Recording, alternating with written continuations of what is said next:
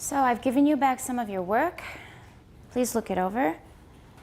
And I would like you to hand in your notes for the week, please.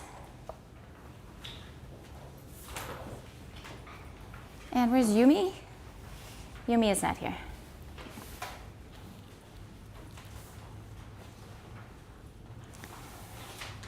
Regarding the web pages, I asked you to read and summarize page 23, but some of you read Phonetics 2, page 23. It should have been Phonetics 1, page 23, odd syllable types.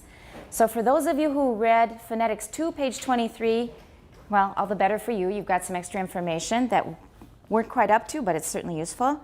But please go back, everybody, if you didn't do it, read web page 23 on Phonetics 1.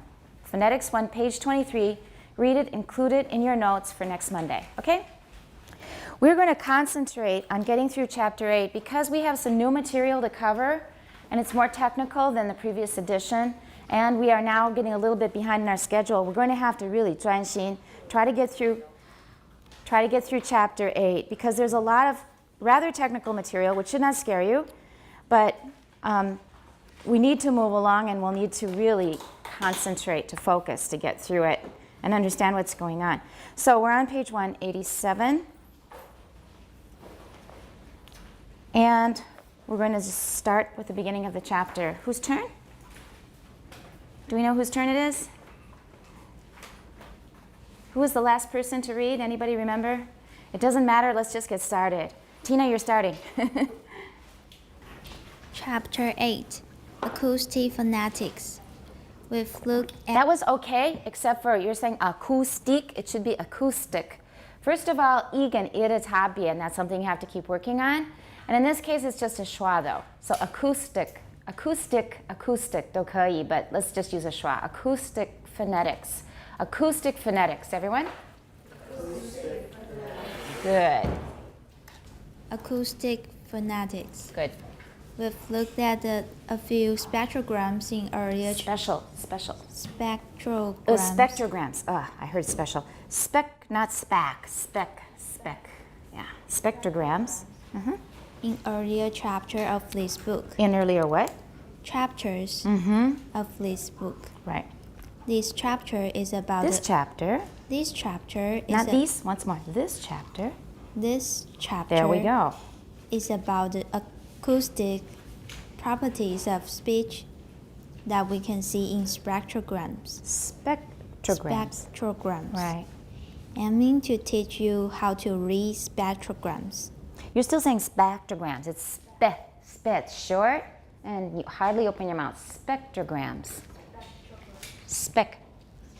That's good. Yeah. Spectrograms. That's better. Figure 8.1 shows us... Figure, not figure. Figure. Right? Figure 8... You're still saying figure. There we go. Figure 8.1 shows us spectrograms of a... Spectrogram. You had an S there the first time. Of a woman describing some of her experience. Describe of a woman describing some of her experiences. So it doesn't go describing some. Some belongs to some of her experiences. So see which parts belong more with other parts and then divide them up accordingly. A woman describing some of her experiences in politics. She says. She says. Everyone, she says. Nobody says, okay? She says. First campaign I worked in. Campaign. There we go. I worked in was for John Kennedy in 1960. All right, a lot of you say 19, and it's 19, not 19. 19. Everyone, 19. We're going to listen to it in 1960. Let's listen to it. Oh, wait, why don't you read one more sentence so that we know what we're going to be listening to. Go ahead. On the CD that accompanied this book. That what? accompanies this book. Book. You can listen to this sentence as it was originally recorded and in two filtered versions. Keep going. In the high-pass version of the sentence, the top part of the spectrogram was allowed to pass and everything in the spectrogram below 2500 Hz was erased. Try looking at a Try looking at a at 是属于 spectrogram. Try looking at a 我刚说 looking 后面断 because at belongs to at a spectrogram. Try looking at a spectrogram Right. of the high-pass filter file in WaveSurfer, and comparing it to the spectrograms in figure to the spectrogram. Gram. Spectrogram There. in figure 8.1. We'll point 那个 T 不要漏 yeah 8.1 everyone don't miss that stop that point it's not 8.1 it's not 8.1 都不是 it's 8 point can you hear that long stop there 8.1 okay we're going to listen to the first recording which is just a normal recording of what she said. What was the sentence she said? Everybody read it together. Go ahead, go.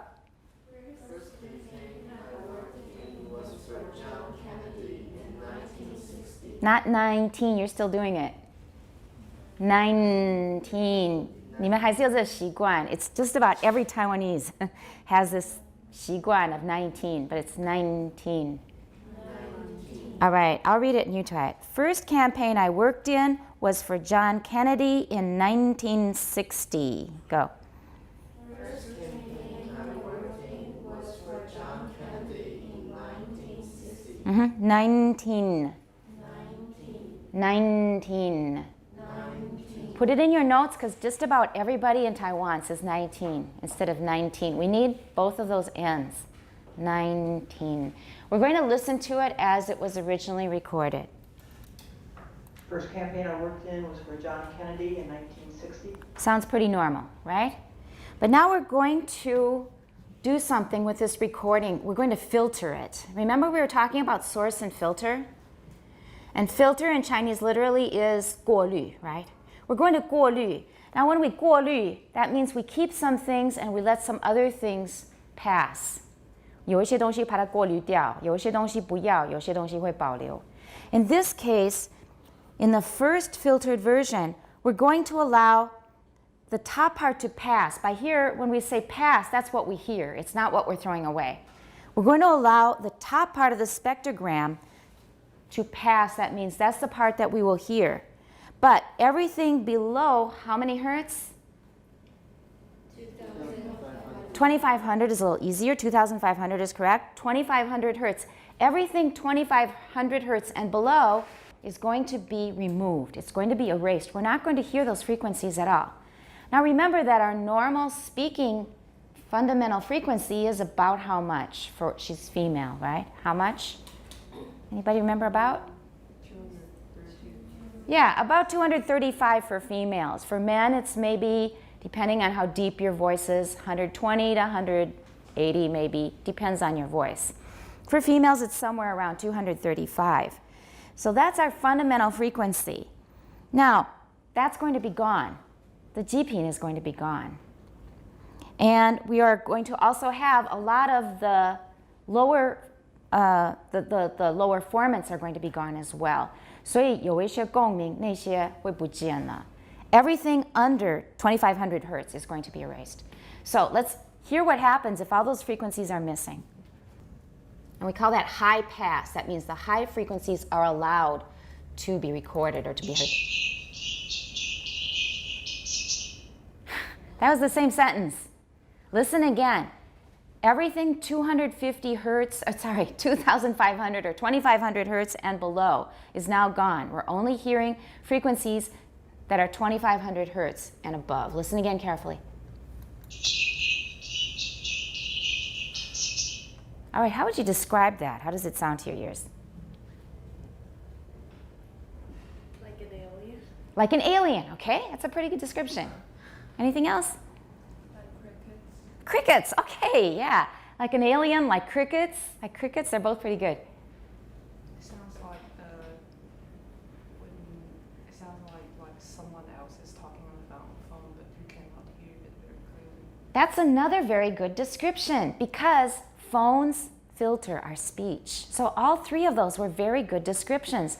They're all examples of high frequency sound that we encounter in our daily lives. So yes, it's like on a, I'm sorry? You said that it's a sound that we encounter in our daily life, but we don't encounter aliens. Aliens on TV, movies. Okay. Otherwise, how would you know? Right? Obviously heard them. I was just writing about aliens yesterday. It was a 童书. So they were talking about aliens. We hear aliens all the time in 广告, right? TV shows, movies. Actually, otherwise, how would we know what an alien sounds like? We don't know, it's what we imagine. So in all kinds of presentations and all kinds of characterizations of aliens, that's what we hear. You know, we tend to give them a high-pitched kind of voice. All right, and if the phone connection is really, really bad, that's something like what it sounds like, because we're only getting some high frequencies. But actually, those are not the frequencies we normally get in a phone connection. Those frequencies, most of those are cut off as well. But anyway, is it pleasant to listen to? No, it's not pleasant to listen to.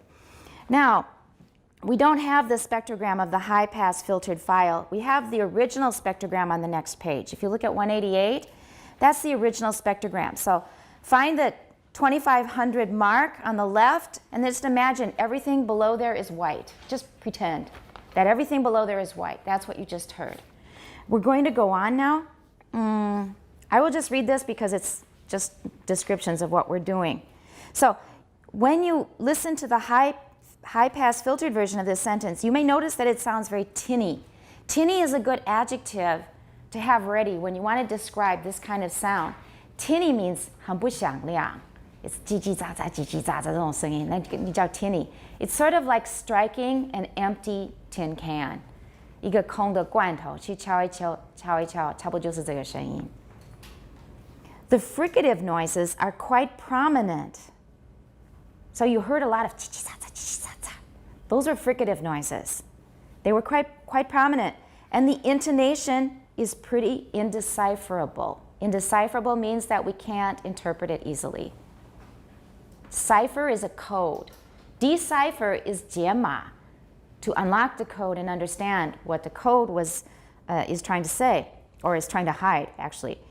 Indecipherable means you are unable to unlock what in the world it is.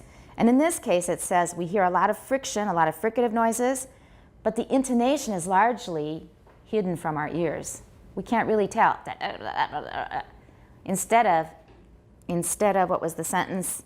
First campaign I worked in was for John Kennedy in 1960. We can hear the intonation really clearly when it's not filtered. The fricative noises are quite prominent and the intonation is pretty indecipherable in the low-pass version. Now we're going to listen to another filtered version. In this version, we're going to let the lower frequencies stay. We're going to keep those, but we're going to cut off the higher frequencies. So the low-pass version keeps the bottom part of the spectrogram, and all of the sound energy above 1,000 hertz was erased. So these have overlap. No, actually there's a big piece that we're sort of missing in the middle. We didn't hear anything under 25 hertz the first time. The second time, we won't hear anything, what? Above, right. So we didn't hear anything below 2,500 hertz last time. We won't hear anything above 1,000 hertz this time. So there's this big gap that we're not covering. We're going to ignore that for now. I guess it's for to make it more dramatic. So this version of this sentence sounds more boomy. Boom, boom, boom, boom, boom. Now, I want you to predict what it's going to sound like in your mind. Just imagine, based on the original recording, then on the filtered version that gave us only the higher frequencies that sounded tinny and we heard fricative noises. Now imagine what it will sound like if we only listen to the parts 1000 hertz and below. Just imagine in your head. Everybody, listen in your head. Ready? Okay, that's what you imagine. Now let's see if it matches what we have here.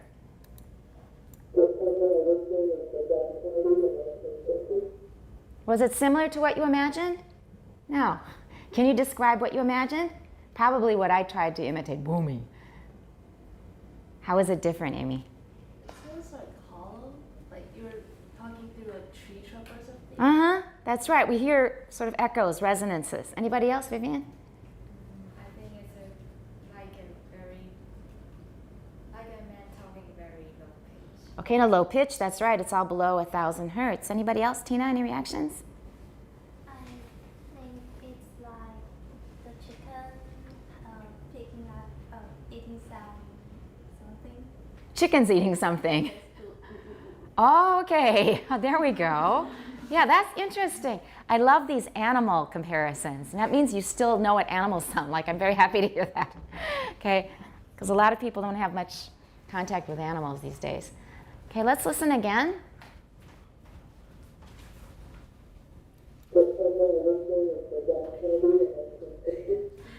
All right, that's the second filtered version, below 1000 hertz. What next?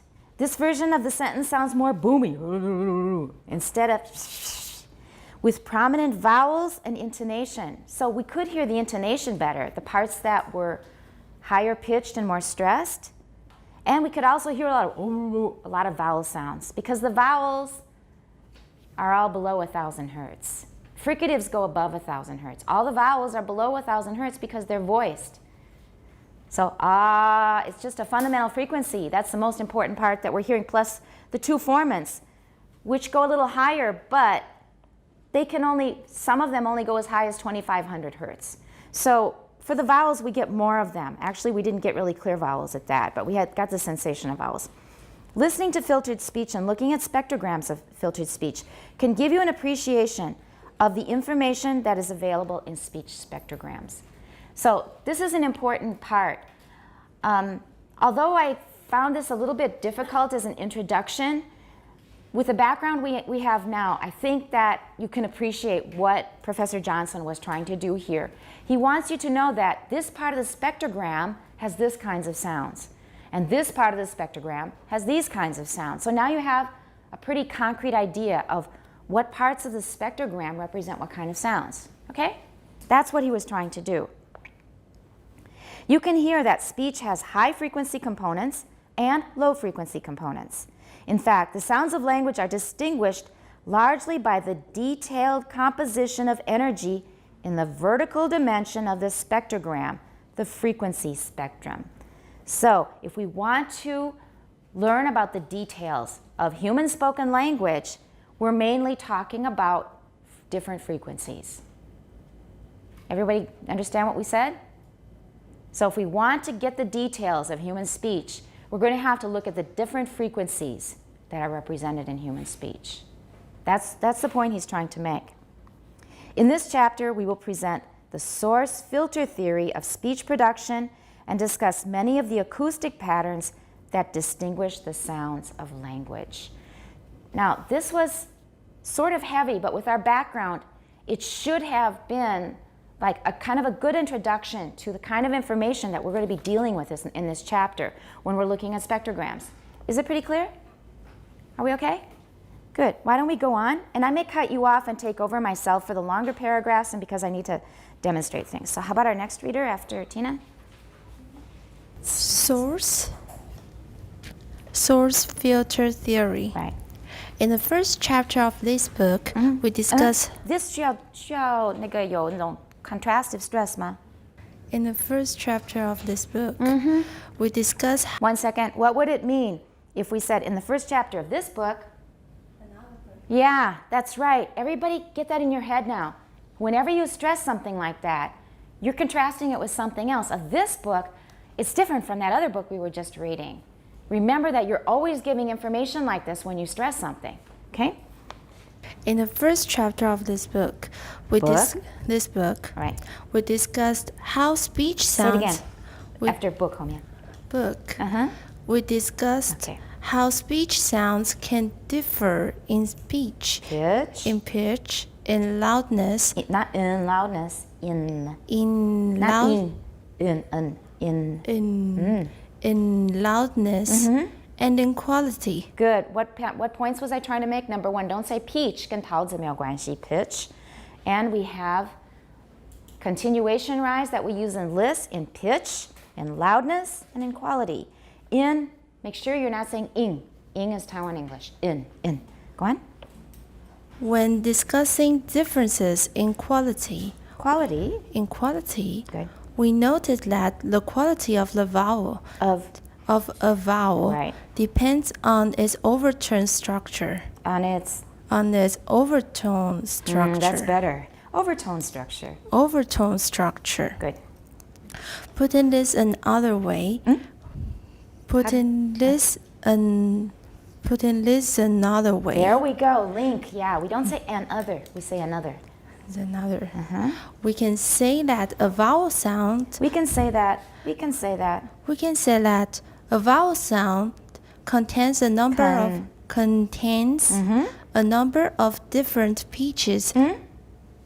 Different pitches Good. simultaneously. Very good. You're going to have to stop and think for some of these because when you think, then you remember it and you get the right one. 它没有含有很多的桃子，它是同时不同的音高，不同的音高。Okay. There is the pitch that at which it is actually spoken. Which is what? The pitch at which it is actually spoken is the fundamental frequency. All right, we're going to have to be really comfortable with these ideas. We will soon because we're going to talk about them so much. The pitch at which something is actually spoken, we're talking about the rate of vibration of the vocal folds. That's the fundamental frequency. Okay? And there are the various overtone pitches. Overtone pitches. Overtone pitches that give it its distinctive quality. All right. That give it its distinctive quality. And here we are talking about vowels. Remember the demonstration we did last class? It's those overtones that give us the sensation of vowels. Different overtones from different sized and shaped tubes will give us different vowels. So they're talking about the formants here. The resonances in the vocal tract that we hear due to the size and shape of different cavities in our oral tract. Okay? The overtones are called formants, and the lowest 3 formants distinguish vowels from each other. And the lowest 3 formants distinguish vowels from each other. And the lowest 3 formants distinguish vowels from each other. Or distinguish vowels from each other. This time you could probably stress it because 我们就很强调这个母音和这个母音要听成不同的母音是因为 overtones 的关系跟它的那个 overtone structure 的关系，因为不同的 formants. Okay, keep going. The lowest, format 1, which we can symbolize as F1, can be heard by tapping on your throat. If you open your mouth, make a glottal stop, and flick a finger against your neck just to the side and below the jaw, you will hear a note just as you would if you Just as you would. Right, Right, 因为 if 是连接词，对不对？所以要听。 just as you would if you tapped on a bottle. If you tilt, Tilt 是斜着摆呀。if you tilt your head slightly backward so that the skin of the neck Backward 要重一点。 so that the skin of the neck is stretched while you tap, Stretched. while you tap, and you may be able to没有 and. You may be able to hear this sound somewhat better. Be careful to maintain a vowel position and not to raise the back of the tongue against the soft palate. Soft. Good. Palate. If you check a complete set of vowel Complete your positions, T. complete set of vowel positions, Good. E, I, A. E, A, O, A. U. Good. With this technique, With this technique. Right. Everyone, technique. That's a French loan. I-Q-U-E, then you know it's from French. You should hear the pitch of the first format going up for the first four vowels and First down. four vowels. First four vowels and down for the second four vowels. For the For the second four vowels. For the Okay. second four vowels. Right, we've got repetition here. You should hear the pitch of the first formant going up for the first four vowels. 其实 vowels 我们已经知道了, so I stressed it. We don't need to stress it here. Going up for the first four vowels. If I say first four vowels, do you know what's coming? As soon as I say first four vowels, what's coming? Second four vowels. So that's one way that we make it easier for our listeners to understand us. We're already giving them a preview of what's coming. If they have the preview, that frees up their processing power to concentrate on other important things.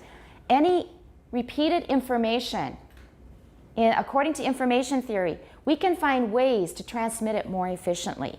One way we transmit it more efficiently is we de-stress it. We don't 不要放重音，因为重音 takes more resources, 对不对？它比较耗费资源。So we take off the stress. And in this case, when we say the first four vowels, we already know that first and four are going to be contrasted. And what comes after first? Second, right. And then four, we've taken off. I said we stressed it, we didn't. Okay, so the first four vowels, since four vowels are both de-stressed, we know that that's going to be repeated. It's going to be second four vowels. They could change it, but then that's playing tricks with our mind. This is the normal way to do it, and this is how we make life easier and happier and more comfortable for our listeners. We should all do that, shouldn't we? Shouldn't we try to make it easier for our listener to understand us? Because if they get too frustrated, if you lead them astray, if you said, for example, the first four vowels, then what would they expect? Yeah, then they'd expect consonants. So you see how important that contrastive stress is and how important the repeated information non-stress is. All right, so you should hear the pitch of the first formant going up for the first four vowels and down. So up for the first four vowels, and what else is coming? Down. Down is the opposite of up for the second four vowels. And let's just listen again very quickly. We're going to use the flick your finger or the creaky formant to hear them. So let's just use the creak. It's a little easier to do. Right, you can do it yourself. Why don't we listen first and then you can do it again yourself. So we want to hear the first formant going up. It should go up. As our tongue goes down, F1 goes up. So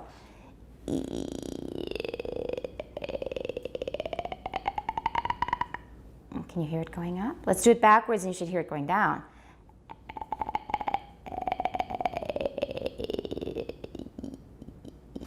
You can hear it going down, can't you? All right, let's try the last four. So it's, the last four are supposed to do what? They're supposed to go down, all right.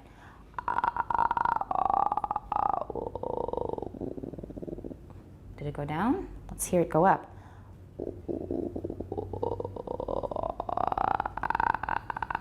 All right, you can try it yourself now. First four. Go ahead.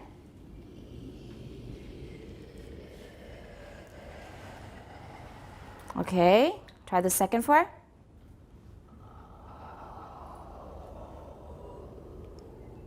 Going really low, isn't it? Very good, excellent. You can hear it, right? So far so good. The second formant, F2, goes down in pitch in the series of vowels. Oh, I should have kept the microphone maybe. We'll do that for comparison. So for the second series of vowels, because F2 is the formant that's really close to our lips, and for E, it's very, very small. That means it's going to have a very high pitch. For I, your tongue is making that front of your mouth formant bigger, so it's going to get lower. That's why we hear it going down. We did this last semester, but it's a good review. So here it's the whisper formant.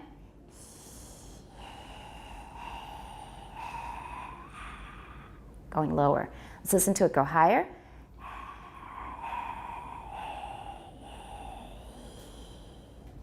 You try?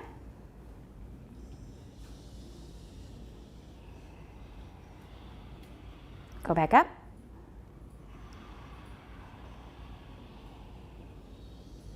There we go, pretty high. So that's F2. We didn't do the vowels in the back because they're not as tidy. And that's for one reason for this is because the back vowels tend to be what? They tend to be rounded. And rounding is largely expressed where? In formant 3. Very good. So he wants to tell you about formant 3, but he says, and he says that it adds to quality distinctions, but there's no easy way of making it more evident. So we don't have a handy way to perform it and hear it ourselves with a little demonstration. So he's just saying that F3 will add quality, but it's mainly involving rounding and rhoticization. Okay. Next reader, please. How do these formants arise? The answer is that the air in the vocal tract acts like the air in an organ pipe. In an organ pipe? In an organ pipe. Good. Or in a bottle. Sound travels from a noise-making source in voice sounds. This is the vocal fold vibration to the lips. Then, at the lips, most of the sound energy radiates away from the lips for a listener to hear, while some of the sound energy reflects... We've got a contrast between most and some, right? Okay. While some of the sound energy reflects back into the vocal tract. The addition of the reflected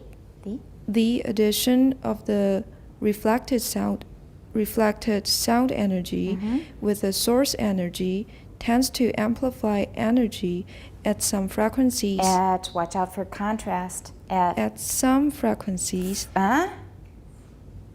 那个母音，第一个母音。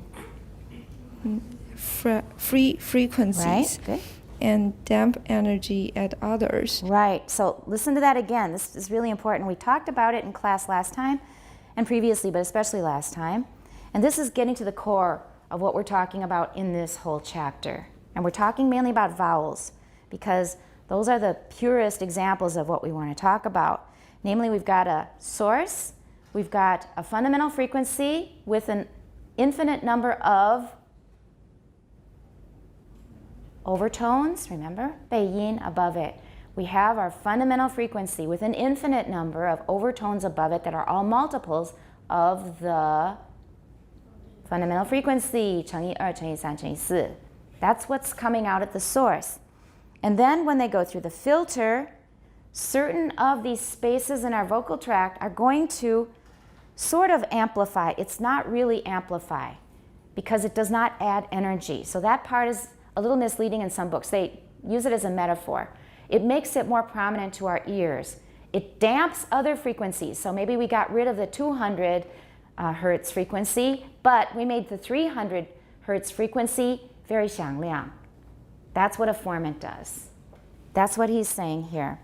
Go ahead. Depending on the length, right, and shape of the vocal tract. All right, depending on how long the vocal tract is, how long it is, and 它的形状，它都有关系，都会影响到我们得到的那个声音，得到的那些背音的共振风。The vocal folds are then a source of sound energy, and the vocal tract, due to the interaction of the reflected sound waves in it, is a frequency filter, altering the timbre. Timbre.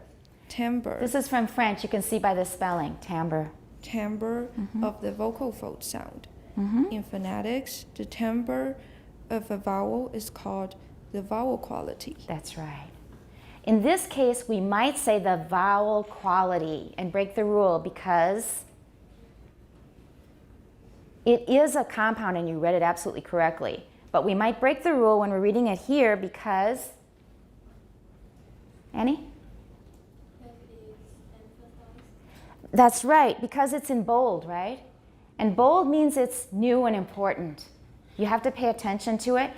When we really want to emphasize something, we often break the rules of compound noun stress, and we will emphasize both just because they're important.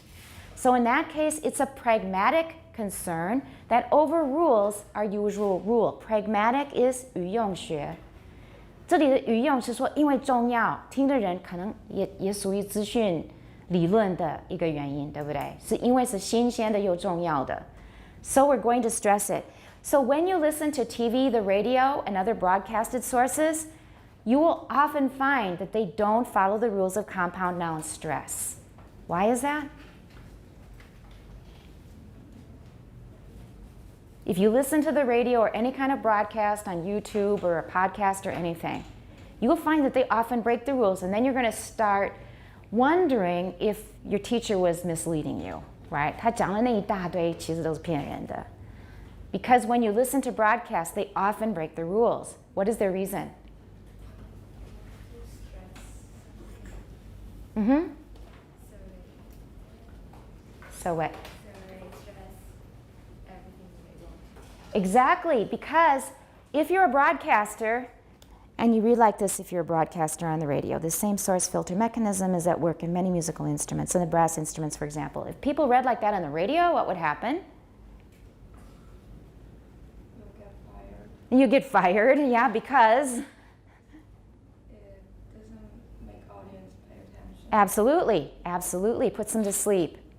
And for that reason, broadcasters, newsreaders, etc., they have to be very high. Chinese high, 很 high, yeah. If they're not high and excited and energetic, they will lose our attention very, very quickly. And because they are so high, we don't use it in English like that. This is Chinese, okay? Because they are so high, because they are so enthusiastic and energetic when they read, they are going to add stresses where we originally would not put them. Put that in your notes. That's important because a lot of people don't know that. I'll give you an example of where I think it distorted a linguistic study. I read a whole book about compound noun stress. I read a whole book about it, and I wrote a review on it. 我就写了一篇书评 because I'm so interested in compound noun stress because so many people ignore it. So that's how I got interested in it, basically. My students were not doing it. They didn't know about it. It takes training. So I read this book, and then I wrote a review on this book for Linguist List. And, or something else. Anyway, it was a review. Maybe it was for language. But anyway, when I read this book, I saw that they took most of their corpus. What's a corpus? Corpus 跟尸体没有关系. Right, that's right. Miranda again? 语料库, that's right. Their collection of spoken English, where did they get it? From the radio. So what's going to happen? Is that going to be an accurate reflection of the way we use compound noun stress in conversation? No, it's going to be distorted. That issue was not even addressed in the whole book. And I should add that the book was not written by a native speaker of English. However, the speaker was a native speaker of German. So if this person, okay, this is going to be available worldwide. I don't know if the author is ever going to see this video. But if the author had really addressed the issue of distortion of compound noun stress in the media, I think he would have had to change his methodology that he used to write this book. Do you see what I'm saying? 懂意思吗? You have to be really, really careful where you get your sources. You can't say, well, this is spoken English, this is good enough. In addition, what's the advantage of a radio corpus? I've used a radio corpus myself for Chinese, but I chose it very carefully. Can you just say, well, it's spoken English, this is okay? Obviously not. You have to think about your source. And in this particular medium, if there's a specific style typical to that medium, that's going to change your results. That's going to be different, make your results different from what they'd be if you studied ordinary people speaking. So I myself also used a radio corpus for one of my papers. It was a paper on contraction in Mandarin, the 脚踏车那篇，对不对？计程车、脚踏车，马上来 right? Instead of 马上来，马上来。So I collected most of my material for that from the radio. Now, you'd think that's a bad source because in the radio, 咬文嚼字, they speak really clearly normally. But I got it from a call-in program, and it was a particular 主持人 who is no longer doing this job, who spoke really naturally. In fact, her listeners would often praise the program. 她说我觉得那个聊天很自然，她就是直接讲了，她在评这个讲话的风格很自然。这是 listener， 不是学 linguistics 的。他就观察到了。I could give you a sample of it sometime if you want to hear it. But she spoke exactly, pretty much like what I hear in everyday life in Taiwan. So in that case, I thought it was suitable for what I use, and I collected a lot of examples like 脚踏车. That's the way she talked. It wasn't typical radio speech.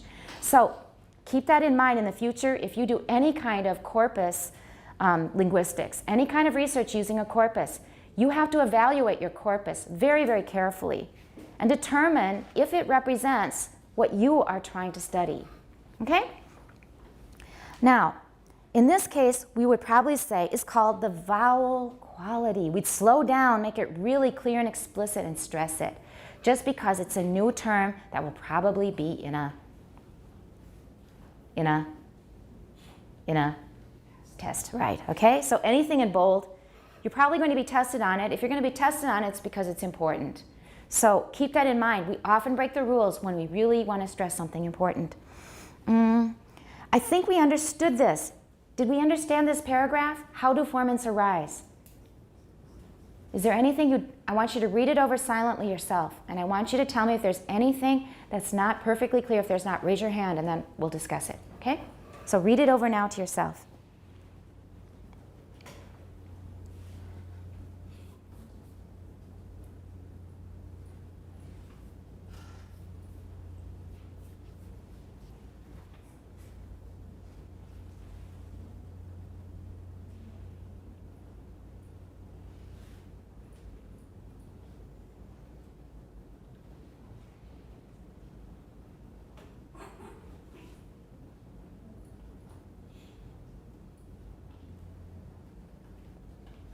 Look up when you're done.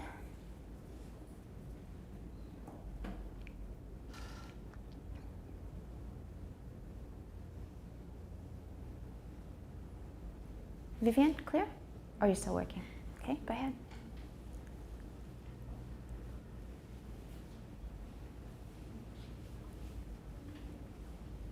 Miranda, you're done? Everything clear? Good.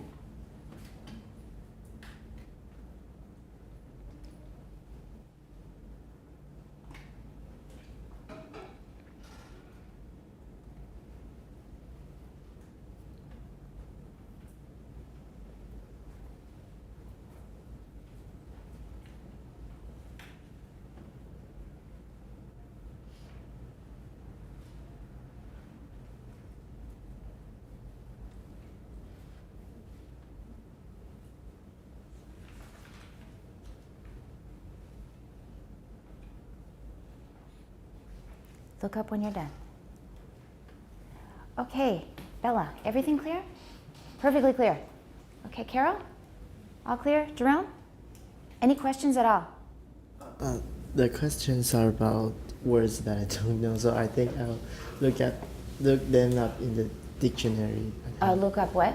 The words I don't know. Oh, just ask, and then we'll clear them up now. Like damp and timbre. Okay, you asked excellent questions. Those are key words that we're going to use. We mentioned them briefly before, but we didn't stress them. Remember when I said that we hear the fundamental frequency really clearly? And then due to the cavities in the vocal tract, we may hear 300赫和700赫可能会特别清楚。可是没有哪个空间是有200赫这样的一个自然的频率，可能没有。In that case, the 200 hertz overtone, are we going to hear it very clearly? No, because it's not being amplified through resonance. 因为它没有哪一个空间有200赫的共鸣，所以200赫的它就我们听不到，等于是被压抑了、压制了。That's what damping is. Damping is 我们吸收掉了，我们就听不清楚。That's damping， 就是让它变得就是很快就变得很钝，然后就没了。And then it decays. We call that decay. So that's damping of a wave. That means the time it takes for the wave to stop resonating. 那个响亮的那个声音就是停顿了，或者根本没有什么响亮。That's damping. Okay, that was an excellent question. Timbre means the particular quality of the vowel sound, which is created by the formants. 这些 formants 合起来，它营造的，它造成的这个母音，这是它的 timbre. The particular vowel quality is timbre, basically. The timbre of the vowel is its quality. So, anything else you noticed, Jerome? Okay, so those were the key words that we really need to pay attention to. Anybody else, even if it seems like a silly or very easy question, please ask. I'd like that to all be perfectly clear before we move on. Anybody have any tiny little question you want to ask? Even if it's a simple word that you can't remember right away. 都可以. Because I want this paragraph to be perfectly clear to you. He described the whole thing in one paragraph. Can you imagine trying to understand this paragraph if we had not looked at the web pages first? Would any of you have understood it? No, I don't think so. Even an experienced linguist, if they hadn't studied phonetics in great depth, they would have trouble with this paragraph. But now with your background, questions and probably further demonstrations, 都可以吗？都蛮清楚吗？那是很了不起. That means you've gotten over the biggest hump in acoustic phonetics. You understand the most important thing we need to get out of this whole chapter. We'll stop there. The bell has rung. Let's take a break. I brought 2 books for book sharing today. They are mentioned in this chapter. If you find you're really interested in this stuff and you want to get to the bottom of it, we will tell you the most important things, the basics, so that you'll know what's going on. But what, for example, Jerome was just asking about damping. If you want the details about how it works and how a wave behaves in a tube, and a wave behaves differently in a tube that's open or that's closed on one end, for example. It behaves differently. You will learn all about that in these 2 books. I read both of them. I wrote a review on this one. 网络上可以查到我这本书写的书评啊，网络找得到，就我的网站有放。And this is another excellent book by our other co-author. So this one is Elements of Acoustic Phonetics by Peter Ladefoged. This one's Acoustic and Auditory Phonetics by Keith Johnson. There's a newer edition out. This is the first edition. I don't know if there's a 3rd edition. I know there's definitely a 2nd edition. So, and this one is the 2nd edition of Ladefoged's book. I'll pass them around. If you are interested in this stuff, you need to, well, not you need to. It would be a good idea to work through one of these books. I would start with this one. This is pretty user-friendly. This one's a bit more difficult, but it's the same material. So if you finish this one will be easier to handle. There are many other books like it. There are actually lots and lots of books on this, basically on this same body of knowledge. But Ladefoged, I think, was a really, really great teacher. He's good at teaching. Not just that he knows this stuff well, but he knows how to present it so it's digestible.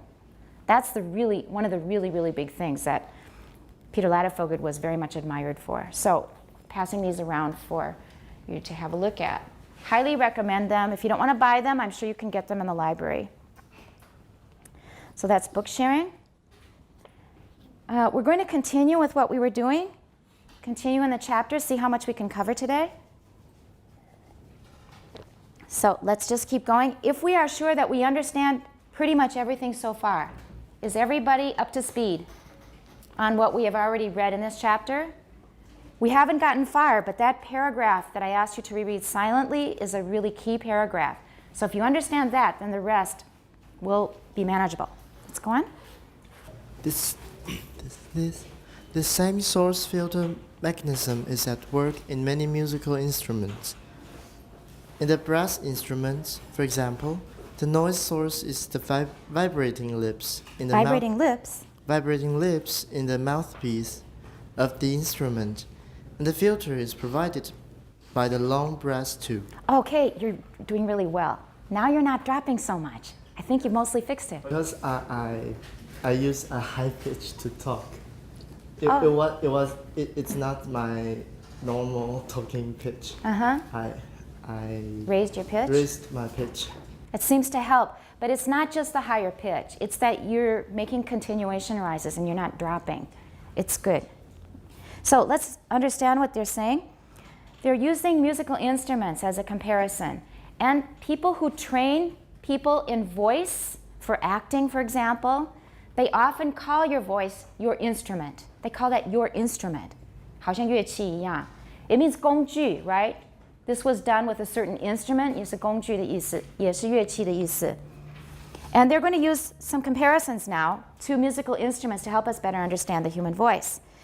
They're talking, first of all, about the source here in brass instruments. For brass instruments, does anybody play a xiaohao, a trombone, or anything like it? Does anybody play a horn, any kind of a horn? No? All right.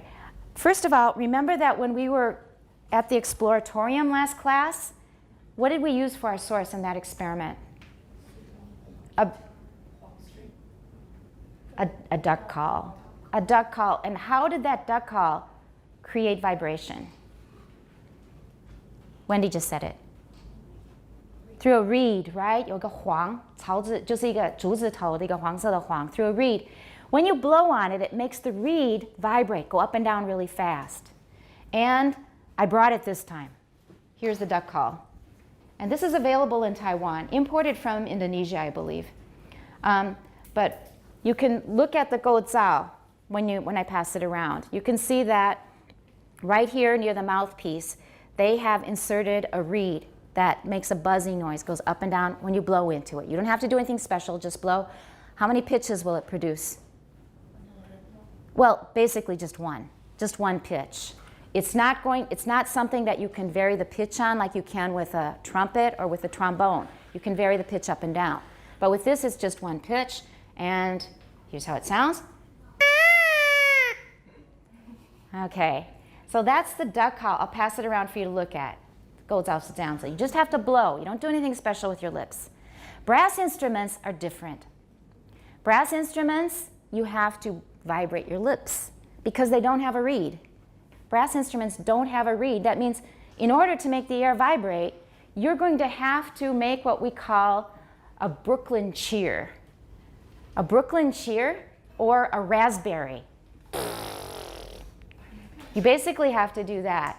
That's how we create the vibration. We don't have a reed to do it for us, except for it will usually be at a higher pitch, so it'll be more like that, a little higher. Okay, not very melodic. Okay, and that's the vibrating lips in the mouthpiece, creating the vibration, that's the source. And the filter is provided by the long brass tube because the sound waves are going into the tube, and then the way they are reflected and the way they resonate in that tube is what creates the sounds that we hear.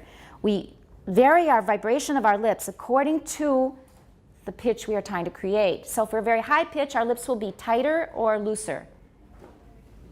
They're going to be tighter, and for a lower pitch, our lips will be looser. So is a high pitch and is a lower pitch. Okay, go on. You can verify for yourself that Yourself, and also we never stress your, almost never stress your, for yourself. Yeah. you can verify for yourself that the instrument changes the sound changes the sound produced by the lips by listening to the lip vibration. Try it again. 断句.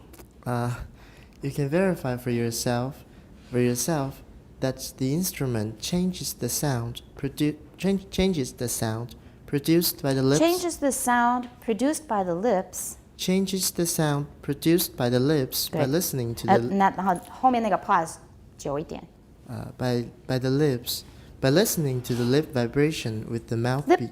Lip vibration. Lip vibration with the mouthpiece alone. Make a circle with your index finger and thumb. With your index finger and thumb. Index finger is right. Index finger and thumb for simulated trombone mouthpiece. Trombone, yeah. Trombone mouthpiece. Okay, simulated is moni. And so you can make a circle with your index finger and thumb, and it's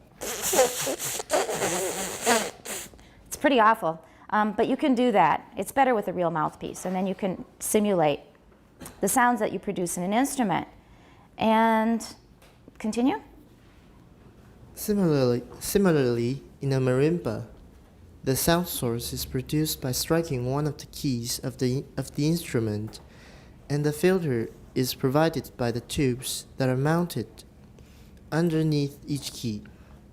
One reason that marimba is so much bulkier than a trombone is that it has a separate source filter system for each note in the scale.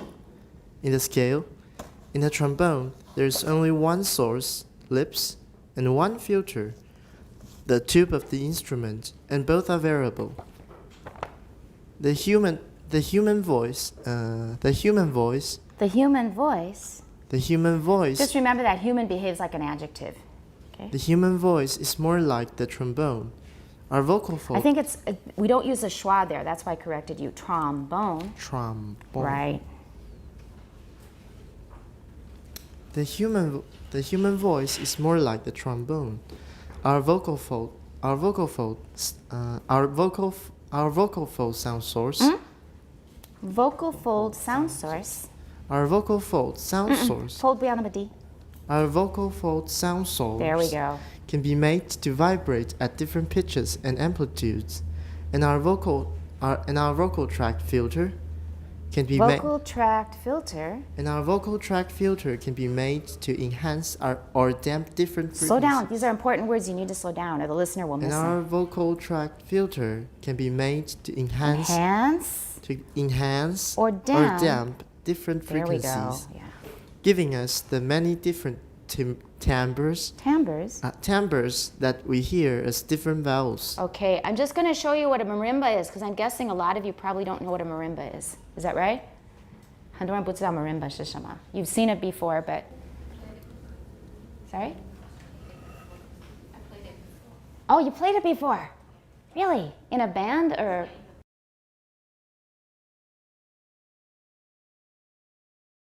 Okay, there's a marimba. Doesn't it have a wonderful sound? It's very resonant.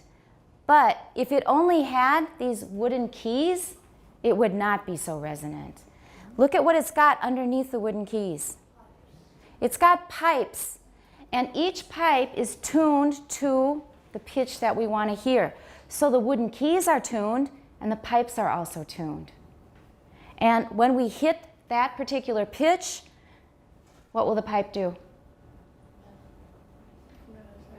It will resonate at that pitch we want, and then you can hear that that humming kind of sound from it because of its wonderful resonance. So that's a marimba and how it works. The source is the key when we strike it, but the sound is transmitted to each of the pipes, and then the pipe will resonate at its particular frequency, and that will amplify the sound that we originally produced on the key, right? So that's what they're talking about. This is a Zimbabwean instrument as well, and instead of pipes, in the Zimbabwean marimba, they use gourds. 它会用葫芦一样可以. So pipes is a more high-tech metal way of doing it. I wonder if we have... Let's try Zimbabwe if we can get one. Here they use pipes. Some marimbas use gourds. Okay, so I was wrong on this one. They are using pipes here too. They look like bamboo. So you can use pipes, but I've seen marimbas that also use gourds. That's another possibility. 可能是另外一个文化. Anyway, that's an example of source and filter. So, yeah? Which one? The first one? The third one? 怎样? Can you come and point?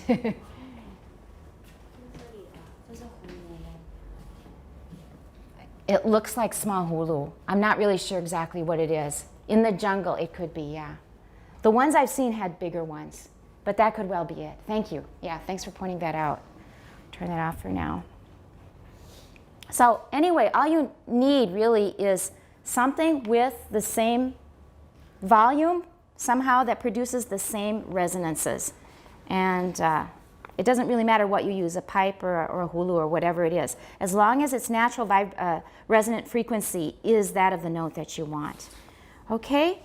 I've got an instrument that you can practice on, that you can find out how it works on. And that is, I'll show it to you. It works like a trumpet, except for it's got a much lower pitch. Okay? Now, this is a modified didgeridoo. A didgeridoo is a native instrument of Australia. I've got a more authentic one at home. I didn't bring that because that one has invariable pitch. It's got a fixed length and you can't adjust it. But this one is retractable. 这个是不算改良，可是是有改变就是。So the way you play it is, does it have a reed? Is there a reed there? Can you see the light on the other end? You can see white on the other end, right? So there's no reed in there. So how are we going to get our pitch in an instrument like this? And the pitch is much lower. Now, I'm not at all practiced with trumpets, so that's why I had a hard time with the kinds of sounds. But for this one, it really is that low. And it's a little even easier if you make it long and you get a lower pitch. So.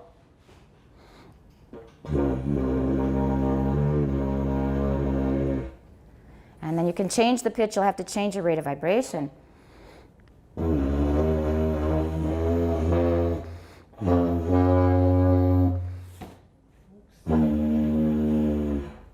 Okay?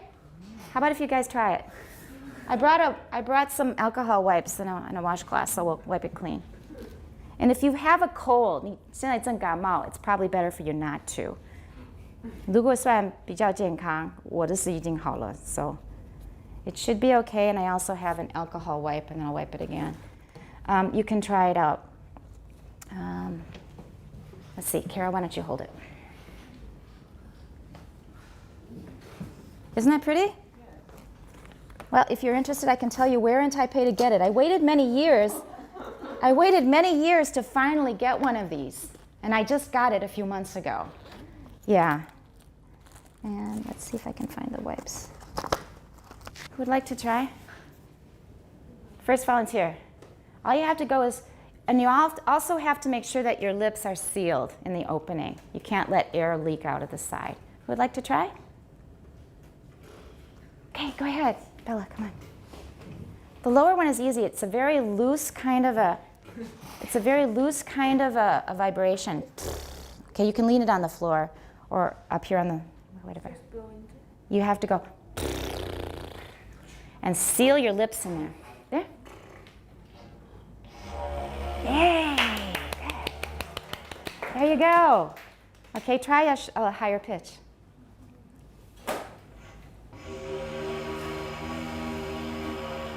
Okay, that's pretty good. That's pretty good resonance. All tired out already. You're not a wind instrument player yet, anyway. But if you think it's fun, you might want to try it out. Tina, you look kind of interested. Want to try?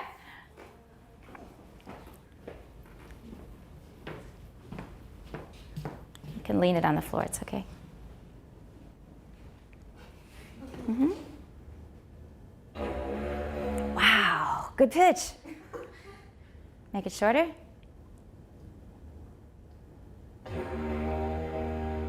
You kind of have to experiment to get right at the pitch where it resonates the best, but that was pretty good. Try one more.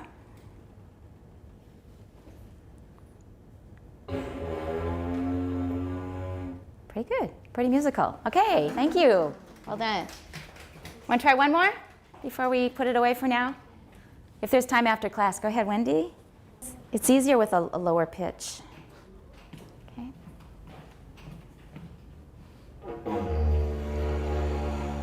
Mm-hmm.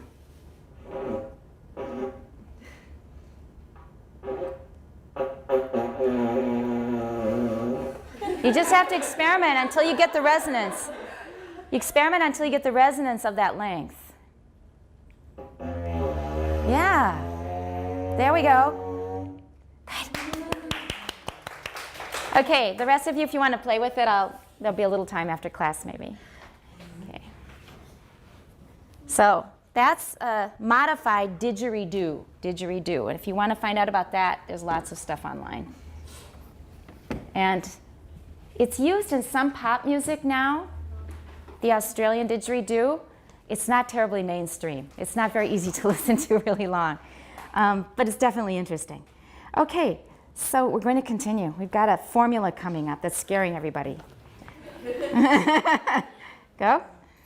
We said above that the filtering action of the vocal tract tends to amplify energy at some frequencies and damp energy at others, depending on the length and shape.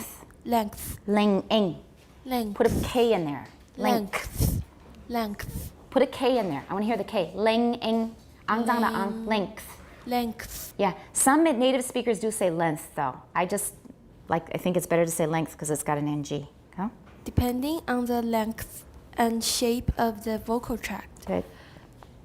The length factor is pretty easy to describe when the shape of the vocal tract is simple. For example,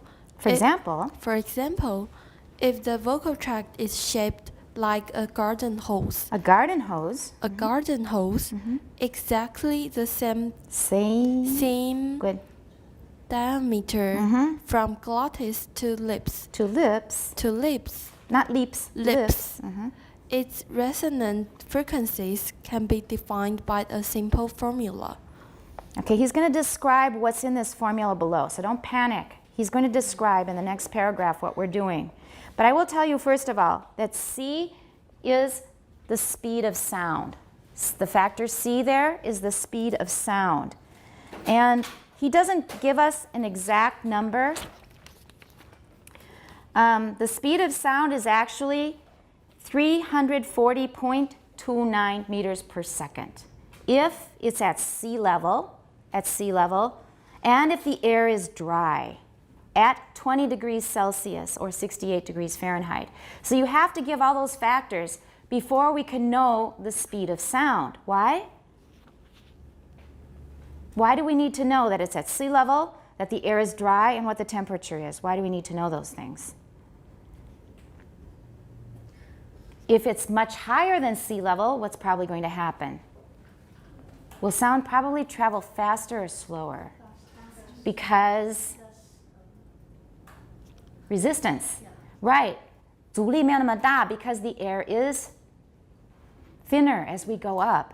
比较稀薄. The higher we go, the thinner the air. So sound is going to travel faster. And also the temperature makes a difference.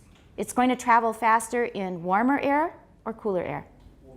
Right. And also it's going to travel faster in dry air or in more humid air. And drier air. So all of those factors make a difference. And none of these apply to Taiwan, right? We're not quite at sea level. We're a bit higher, although not that high. And it's very, very humid here. It's usually like 80% relative humidity or higher. So there are quite a few differences. So what Professor Johnson did here is he picked an even number that's easy to calculate with. He picked 35,000 centimeters. Because it's 350 meters per second, then we multiply it by 100 to get centimeters, right? So everybody knows now where we got C. We're counting, we're calculating here with the speed of sound. And he rounded it up to 300, so it's 350 meters per second or 35,000 centimeters per second. The other two factors, the left one is pretty easy to understand. The one below, I cannot explain in this class because you have to read one of those books I just passed around to really understand it. But I can tell you, 它根据什么来算的. Let's go to the next paragraph and then I'll try to tell you what I know to make it clear. Go. This formula says that resonant This formula is a what? This formula says that resonant frequency. Slow down. This formula says that resonant frequency number n, where n equals 1, 2, 3 for formants F1, F2, and F3, is equal to 1 subtracted from 2 times n. All right, let's stop there. We're going to understand every single term. It's not going to be hard. First of all, the part on the left-hand side we now know is very easy. We're only going to have 3 to think about today, namely F1 or F2 or F3. So Fn is either 1, 2, or 3. And we'll do them separately. Then the next term is on the top, on the top part of this fraction here. So it's 2n. We multiply, for example, if it's F1, we multiply F1 1 by 2, which is 2, and we subtract 1, so we get 1. So we don't have to worry about it for the first format. We're just going to have the speed of sound, right? It's because 1 times c. So it's going to be 1 times 35,000. And then, so we're clear so far what we're doing. The reason we do this part in parentheses is why? Because we only want odd numbers. That's what it does, is it gives us odd numbers. Multiply by 2 and subtract 1. The reason is because we want an odd number. Why do we want an odd number? Because our vocal tract is a closed tube.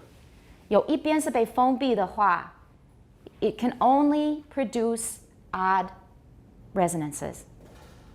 So 只有那个基数 the resonance 我们才听得到.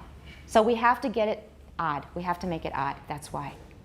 So we're only going to hear resonances with odd numbers. Okay, so now we're all clear on everything except 4L. Is that right? 都可以吗?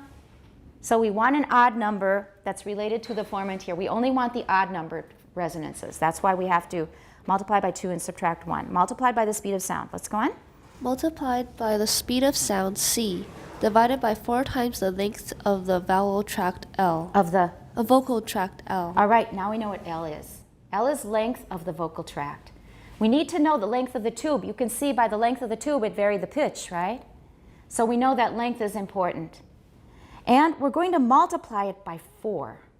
Now that's the part I don't have time to explain, but it's because of the behavior of a sound wave in a tube that's closed on one end. Just believe me for now. If you want the details, you can go online and look into it, explain it very clearly. So look into tube resonances. If you want to look it up, just go to Wikipedia, look up tube resonances, and it will explain it. Okay? And if you really, really want to, we could do it in class sometime, but it's not really that important for what we're doing. Long as you understand, because of the way a sound wave behaves in a tube that's closed on one end, I can tell you one thing. If the tube is open, the sound wave will end on a node. Do you remember what a node is? It's smack in the middle where it doesn't move, it doesn't vibrate, right? It's right in the point where the two sine waves intersect. So they're not doing anything here, right? That's the node. But then as the sine waves continue, there's this part in the middle where they're the furthest apart that they will be, right? That's called the antinode. 它距离最长的那个是它的 antinode. All right. So, with an open tube, it's going to just end on a node.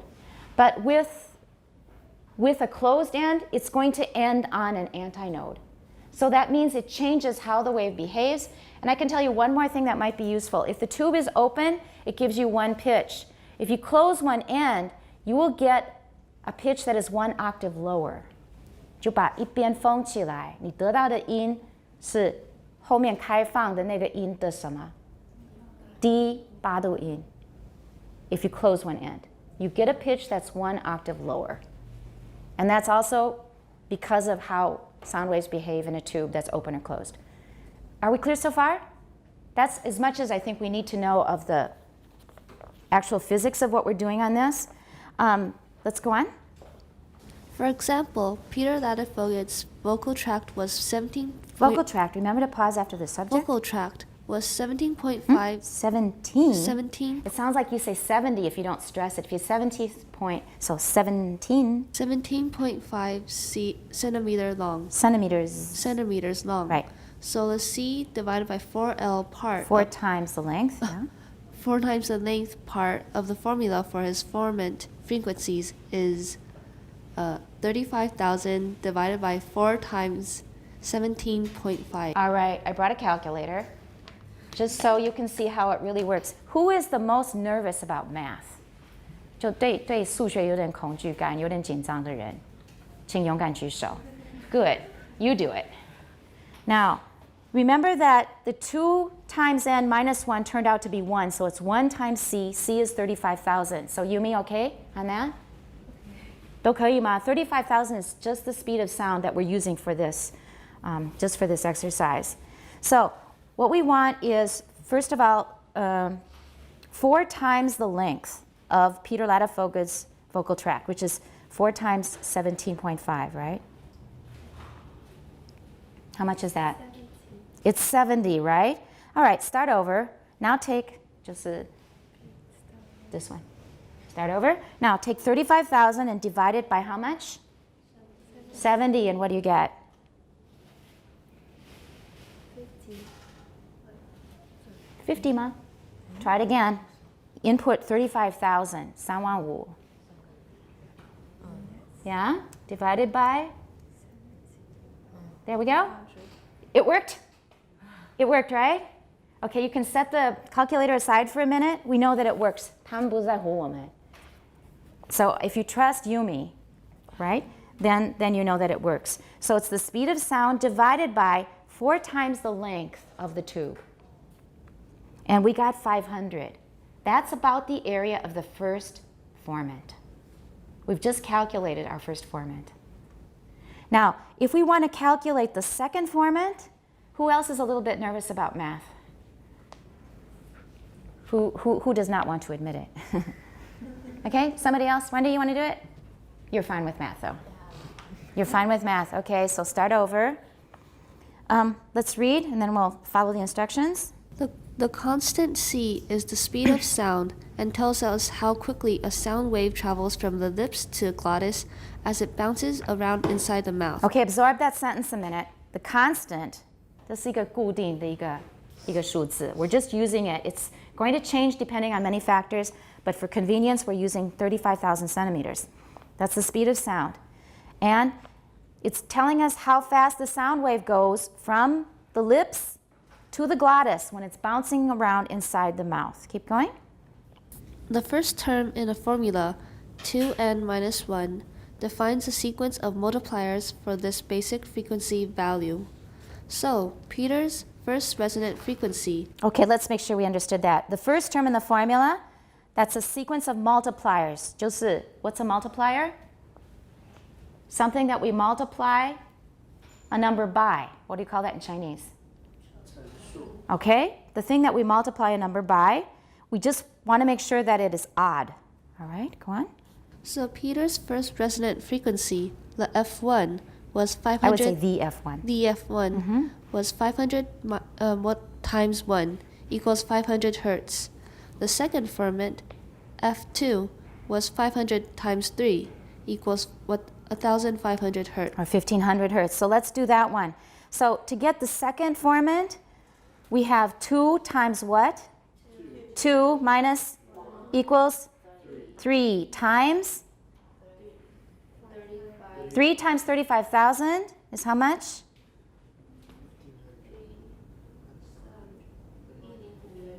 All right, and then we want to divide it by? Do you still remember? 70. Divided by 70. What do we get? What did you get? Or otherwise known as 1,500. Let's just say 1,500. I think I'm more used to it, and most people would probably use that instead. So we got 1,500. One more person to calculate the third formant. Who would like to? Grab. Miranda. Okay, clear it off. Now, that's the second formant, and we have one more formant to calculate. So F3, what do we do? 2 times 3 is minus is times 35,000. All right, so do that, Miranda. 35,000 divided by 70 equals? There we go, it works. So I just want to make sure that nobody thinks that this is scary and you're going to jump over it and ignore it, because you don't have to ignore it because it's really simple. So we have now calculated the first 3 formants. It's actually of a schwa. 其实是一个schwa的那个3个 formants. That's important to know because 它的那个分配比较均匀. Okay? So this paragraph is okay, right? All right, and that is about as math as we're going to get. We have a little more, but now it'll be even easier. Let's go on.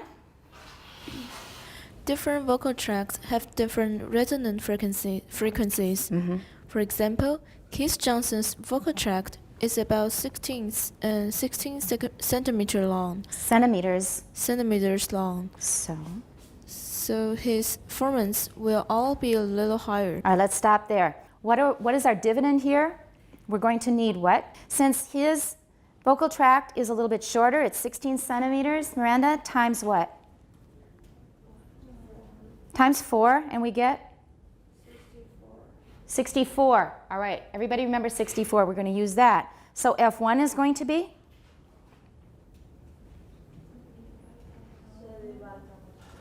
35,000 divided by 64, which is?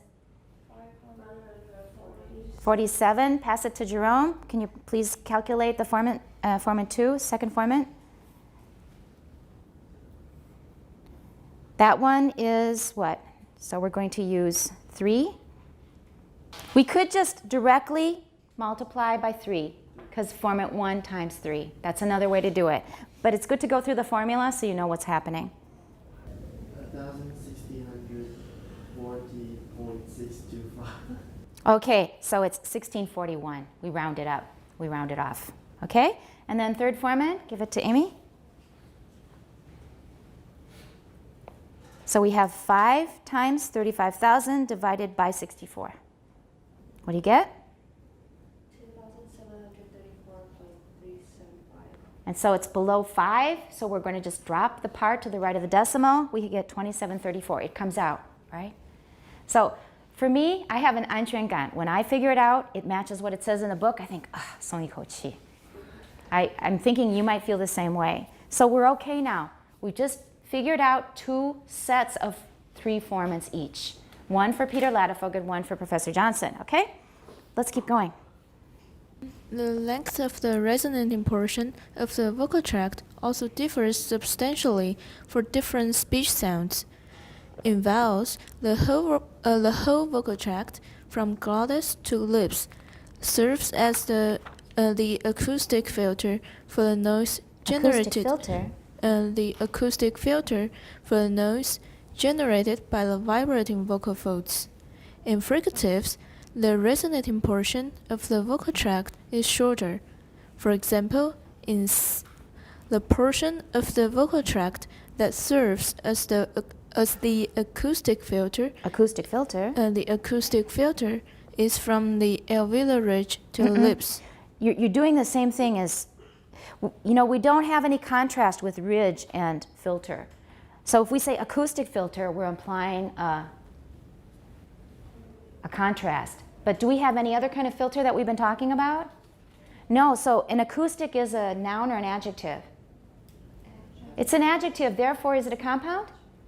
No, so we still, even though we're using this word a lot, 它就是不够来让它成为一个 compound 或者有 compound stress.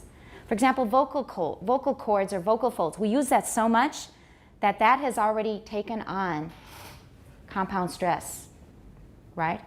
But this one is not. Acoustic filter, 它就是 acoustic filter, because 我们没有别的东西跟它做对比.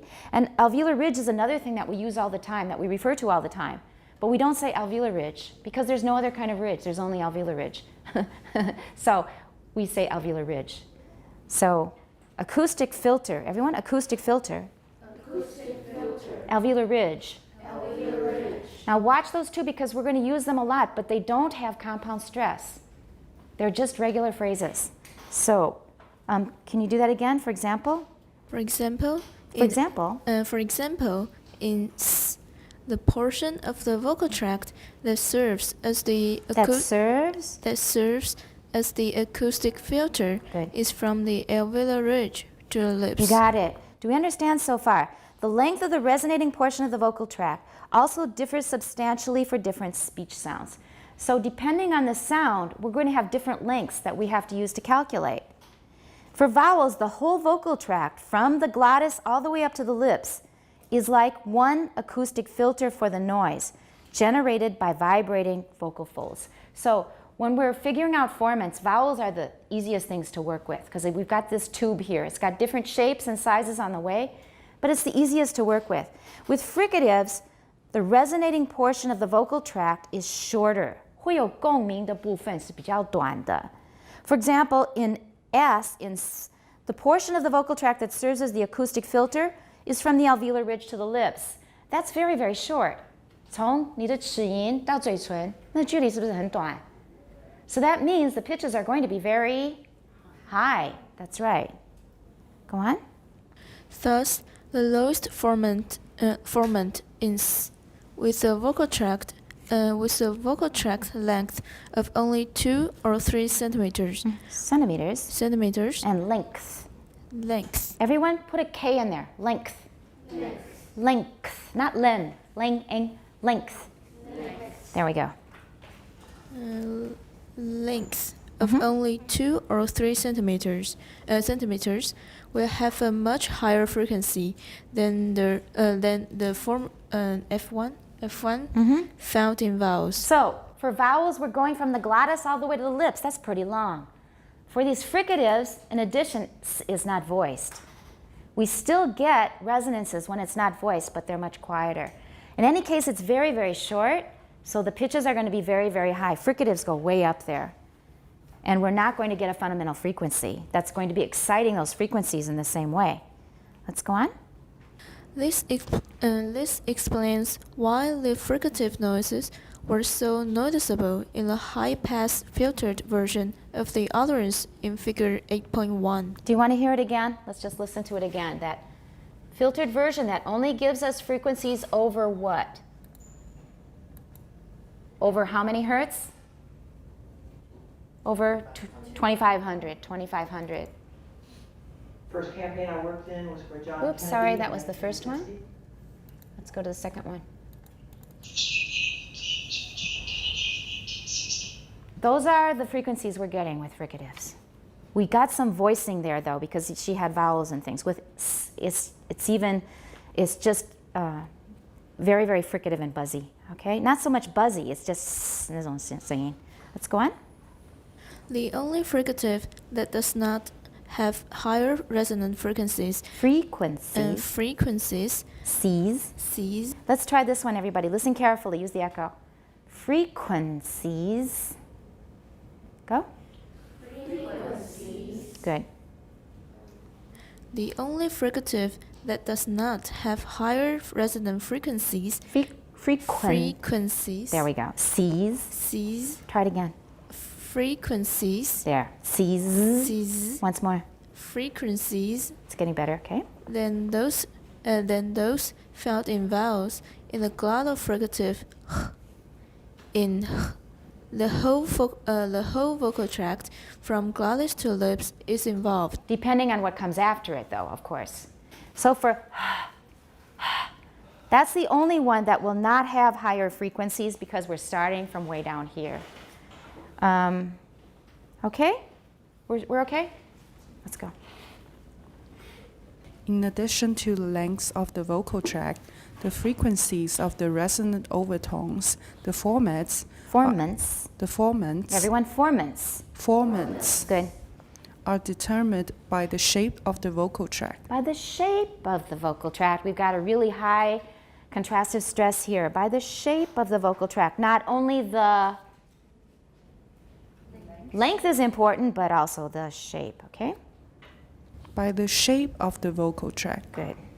We've been assuming so far with the formula. So far, pause. With Jeshitsu, we need to pause. We've been assuming so far with the formula Fn equals to 2n's minus 1. 2 times n minus 1.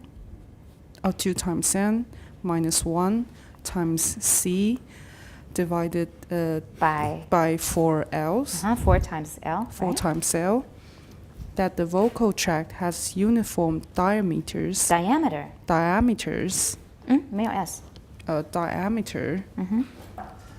As if it were a section of pipe. Of pipe, right. I would say has a uniform diameter. It's not really wrong, but I would definitely put an there. Has a uniform diameter. 你把它当不可数也可以, but I would prefer an other. So the vocal fold is not the same size. It doesn't have the same diameter at every point. 某些地方比较粗，某些比较细. Okay? This is obviously an incorrect assumption for most speech sounds. For example, in nasal consonants, we have numerous side cavities branching off of the main passageway from from the main passageway from glottis to nose. The sinus cavities as well as the mouth cavity. Similarly, in lateral Say it again. sounds, We have.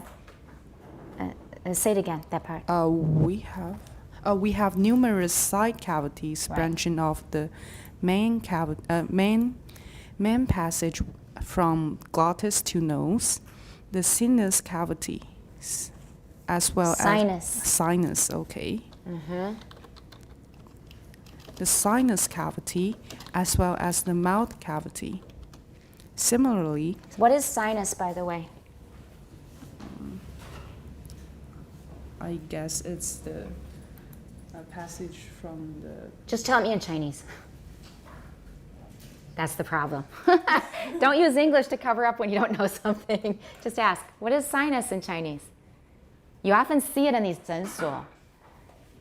Huh? What do you call it?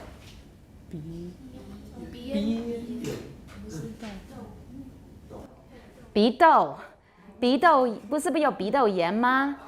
You have inflamed sinuses. 鼻窦 is the sinus, the sinuses. Yeah, okay. Okay. Similarly, in lateral sounds, the shape of the vocal tract is complex. Rather than go into detail for many different speech sounds, we will limit our focus here to vowel sounds. Okay, that makes things a lot easier. And if you understand how vowels work, then everything else works pretty much the same. It's just got a few other things happening. Okay? For a more detailed account for a more detailed account of vowel acoustics and the acoustics of the acoustic of other speech sounds. Again. Sorry. And the acoustics of other speech sounds. Other speech sounds. See Peter Lackford's book, Elements of Acoustic Phonetics. Okay. Yeah. Or 不要那么快. Anyway, we should leave a pause there. Elements, not aliments. Elements.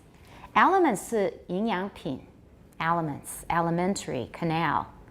是那食道. Okay? So elements, can I have the book please? Where is it? The Ladefoged book? And the other one? Thank you. So we'll just show it so we can show it more clearly on the video. So read that again. See what? See Peter Lackford's book, Elements of Acoustic Phonetics. Pause. Go ahead. Or Keith Johnson's book, Acoustic and Auditory Phonetics. Acoustic and auditory phonetics. We'd probably de-stress phonetics there because we repeated it. It's this one. And it's going to be a newer edition. This is an older edition. Okay? The acoustics of vowels can be described in two ways, with tube models and Pause. With tube models. We've been using a tube model, and we tried a tube just now. That's one way we can understand how resonances work in the human vocal tract, is by using tubes as a model, an idealized model of how things work. And with perturbation theory. Good. Both of these descriptions are useful, yet overly simple descriptions. Very good. They're discussed in the next two sessions. That was a nice place to break off. So Vivian starts next time, and you start with tube models on page 190. Do we understand just about everything? If there's some tiny things you don't understand, for example, where the 4L comes from, that's no big deal. But everything else, are we all sort of up to speed? Are we all in agreement? Are we all up to the point that we are in the book? Everybody understands? 有没有不太清楚的地方? All right, for Wednesday, please reread what we read today. Read it again. Read it out loud to make sure you get the intonation right. To make sure you understand every bit of the content. And then read ahead a bit so that it won't be such a big deal. At one point, he goes back to the original edition. It's the stuff that Lattifoke had in his original edition. The new material 就是这个部分到 acoustic analysis 为止，那是新的, just so you know. And after that, we're going to be looking very closely at the mechanics of formants using vowels. Okay? And we need to move fast, so anything that you do ahead of time, any extra work you do is really going to help the whole class. Okay? That's it. We'll see you on Wednesday.